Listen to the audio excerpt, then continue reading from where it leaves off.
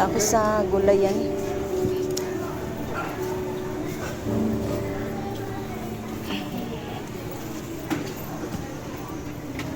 Palengking is.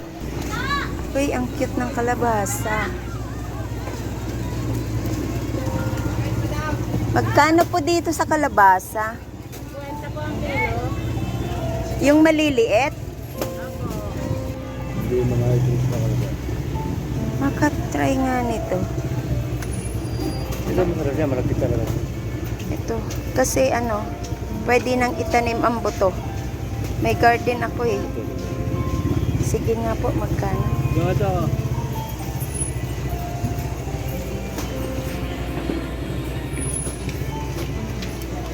Ano yan, nakabili ko minsan ng haba na Ha?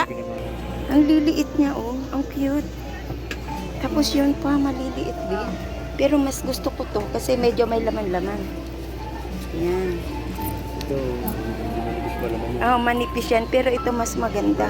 Talaga man. Yan. So, nakabili po ako. Bili tayo. Pagkatuwa naman yung mais niya. Yan po, pwede po yan.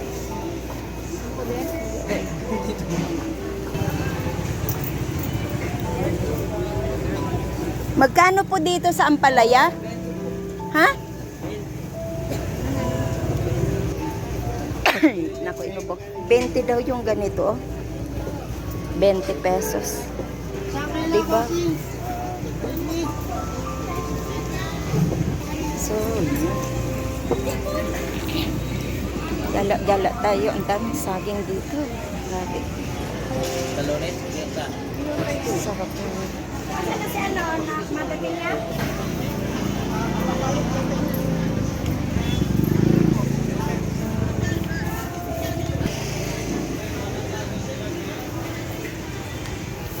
Ang saging.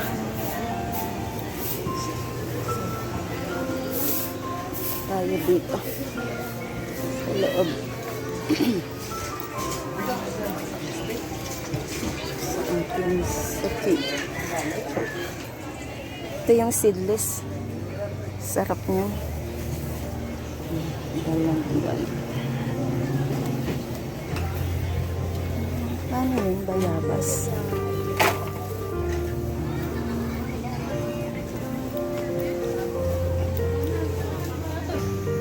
Ito ako sa lumang.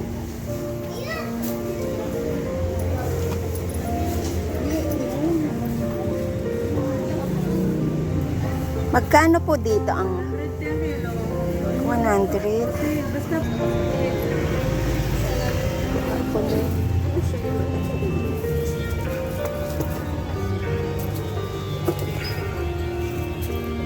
Magkano kilo dito sa Baguio Pichay?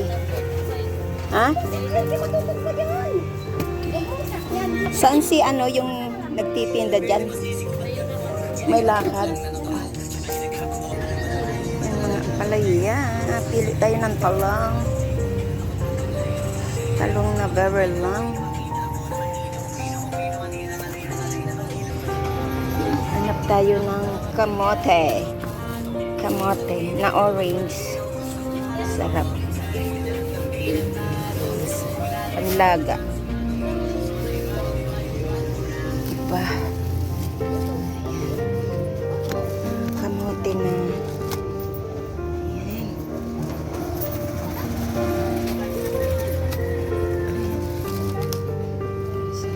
Ang ganda ng klase ng kamote.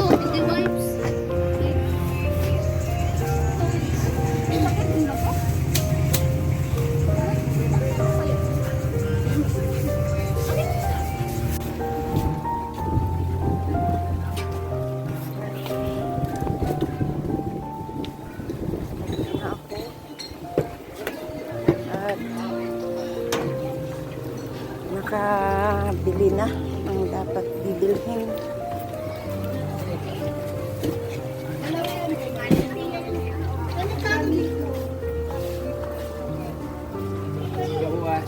Ito yung mga damitan dito sa palengke. 1.8. Tapos ito pa kayo. maganda. Hindi ka pwede yung basta-basta bibili. Mamaya pangit yung tela. Ano ba yun? Maganda. Dapat may lista ako sa aking bibilhin. Nakakalimutan ko. Kung ano aking bibilhin. Ayan. Salamat po sa inyong lahat. Ako'y palabas na dito. Labas yan na may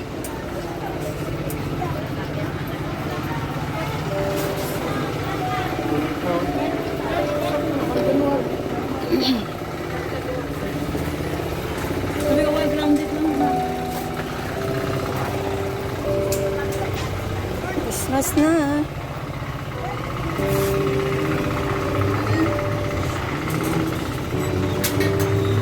Salamat po sa inyong lahat. And bye-bye.